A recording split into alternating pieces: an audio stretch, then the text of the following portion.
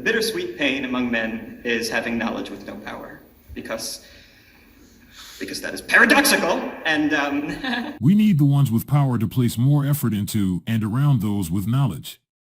The quest to ascend the Kardashev civilization scale should be deeply rooted in humanity's teleological purpose and ontological essence. Rather than our current trajectory, which seems marred by tribal warfare driven by control and exploitation, we must strive for genuine progress. Our present course seems to champion the advancement of barbarism under the pretense of civilization, catering to a narrow perspective of betterment for a select few. This skewed progression is glaringly evident in the extreme disparities related to capital distribution. To deviate from our current trajectory, which can be likened to a scorched earth and zero-sum approach, we must accelerate our progress significantly. One promising avenue for this shift is the swift development of AI, followed by advancements in quantum computing. These innovations might be the key to averting potential disasters and, more critically, our own extinction. I'm skeptical of the perspective that advocates for increased regulation of AI and suggests slowing down progress towards quantum computation. The arguments often presented from these dystopian and seemingly conspiracy theory-based viewpoints haven't instilled the necessary fear in me to change my stance, which I believe is their intended effect. I do agree their predictions are highly probable if massive action is not taken. I just am not convinced that slowing down or attempting to turn back high-end technological advancement is the best course of action. This comes off as I made it. Now let's erect barriers preventing others from achieving equal or better. Let's do whatever to secure my position at the top, whether through regulations, sanctions, etc. In the following video, Mo Gaudat explains his concerns. I do agree with Mo Gaudat to an extent that things went off the rails, but not to the point that it's all downhill from here. We fucked up. We always said, don't put them on the open internet. Don't teach them to code, and don't have agents working with them until we know what we're putting out in the world, until we find a way to make certain that they have our best interest in mind. Why does it make you emotional? Because humanity's stupidity is affecting people who have not done anything wrong. Our greed is affecting the innocent ones. The reality of the matter, Stephen, is that this is an arms race. Has no interest in what the average human gets out of it. It is all about every line of code being written in AI today is to beat the other guy. It's not to improve the life of the third party. People will tell you this is all for you. And you look at the reactions of humans to AI. I mean, we're either ignorant, people who will tell you, oh, no, this is not happening. AI will never be creative. They will never compose music. Like, where are you living? Okay. Then you have the kids, I call them, where, all over social media, it's like, oh my God, it squeaks. Look at it. It's orange in color. Amazing. I can't believe that AI can do this. We have snake oil salesmen, okay, which are simply saying, copy this, put it in ChatGPT, then go to YouTube, nick that thingy, don't respect, copyright of anyone or intellectual property of anyone, place it in a video, and now you're going to make $100 a day. Snake oil salesman, okay? Of course, we have dystopian evangelists, basically people saying this is it, the world is going to end, which I don't think is reality. It's a singularity. You have utopian evangelists that are telling everyone, oh, you don't understand, we're going to cure cancer, we're going to do this. Again, not a reality, okay? And you have very few people that are actually saying, what are we going to do about it? And the biggest challenge, if you ask me, what went wrong in the 20th century, interestingly, is that we have given too much power to people that didn't assume the responsibility. So, I don't remember who originally said it, but of course, Spider-Man made it very famous. With great power comes great responsibility. We have disconnected power and responsibility. So today, a 15-year-old, emotional, without a fully developed prefrontal cortex to make the right decisions yet, this is science. We developed our prefrontal cortex fully at age 25 or so. With all of that limbic system, emotion and passion, would buy a CRISPR kit and, modify a rabbit to become a little more muscular and let it loose in the wild. Or an influencer who doesn't really know how far the impact of what they're posting online can hurt or cause depression or cause people to feel bad, okay? And putting that online, there is a disconnect between the power and the responsibility. And the problem we have today is that there is a disconnect between those who are writing the code of AI and the responsibility of what's about to happen because of that code. He remains correct in his statements about considerable more thought needs to go into what do we do now and how to minimize the negative effects of this technology. I really respect his humanity as he referenced the ones that have nothing to do with this technology will suffer. But I am of the perspective that this will be much better the more people we have involved and not just a few tech giants. Cue the giants. I'm a little worried about the AI stuff. I think it's something, I don't know, which we should be concerned about. I don't know, I think we should need some kind of like regulatory authority or something that's overseeing AI development and just making sure that it's operating within the public interest. And, you know, it's quite a dangerous technology. And I fear I may have done some things to accelerate it, which is, I don't know. So, I mean, some of the AI stuff I think is just obviously useful, like what we're doing. Google, Meta, Microsoft, and others are spinning up AI assistants and integrations faster than investors can pour money in. Forward very rapidly in this new AI journey. From Gmail and photos to maps, these are just a few examples of how AI can help you in moments that matter. The tech giant built on search, announcing new tools, AI software to build presentations, analyze and enter data, and write content. So I am not sold. The impression I get is they are falling into the power without accountability collective Mo spoke to. Regulate others, but not us. We are doing the right things. Yes, Elon Musk is saying it, and yes, Sam Altman is saying it.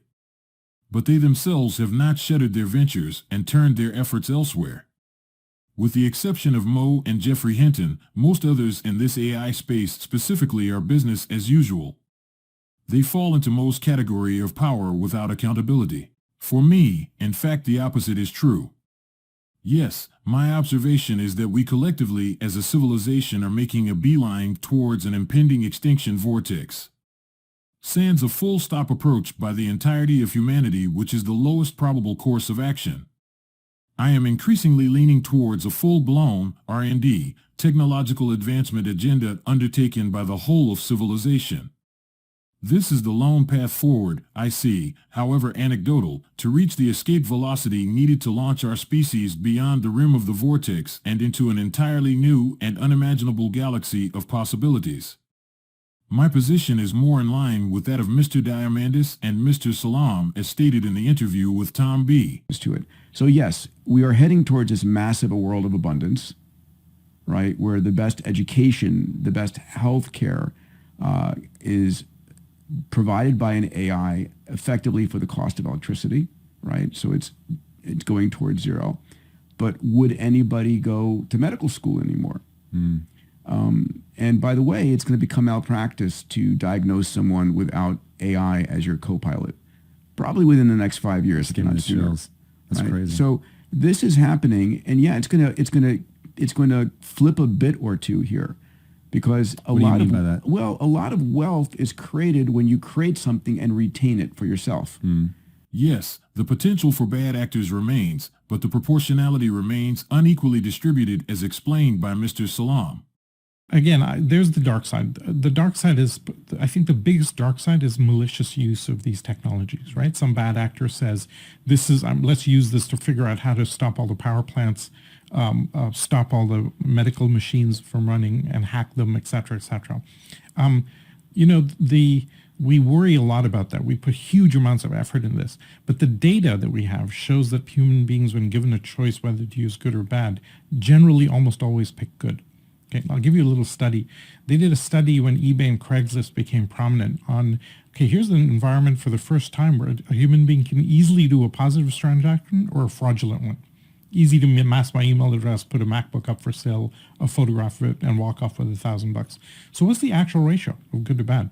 And after researching this quite thoroughly, they found that across multiple systems like this, Craigslist, eBay, etc., the actual ratio of good to bad was something like 8,000 to 1.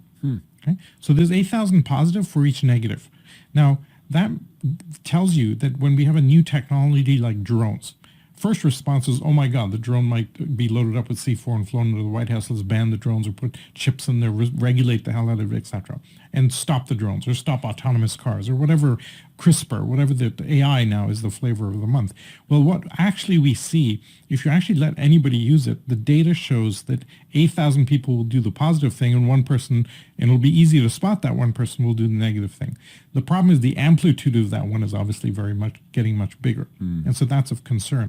This has been the same story since the beginning of time. Fire can heat our house and it can burn down yours, biotech problems, etc.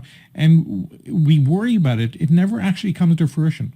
I previously mentioned the Kardashev scale. Let's expand on that for a moment.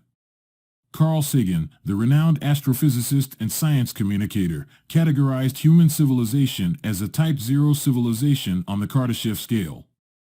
The Kardashev scale was originally proposed by Russian astrophysicist Nikolai Kardashev in 1964 to classify civilizations based on their energy consumption and technological advancement. The Kardashev scale classifies civilizations as follows. Type 1, a civilization that can harness and control all the energy available on its home planet. Type 2, a civilization that can harness and control all the energy available from its home star. Type 3, a civilization that can harness and control all the energy available in its home galaxy. Each of these classifications comes with implications for technological advancements and capabilities, from planetary climate control in a Type 1 civilization to stellar engineering in a Type 2 civilization, and potentially even galaxy-spanning travel and communication networks for a Type 3 civilization. As of the time of Sagan's assessment, humanity did not yet qualify as a Type 1 civilization because we are still dependent on fossil fuels and have not yet mastered sustainable energy sources or developed the technology to control all the energy resources of Earth.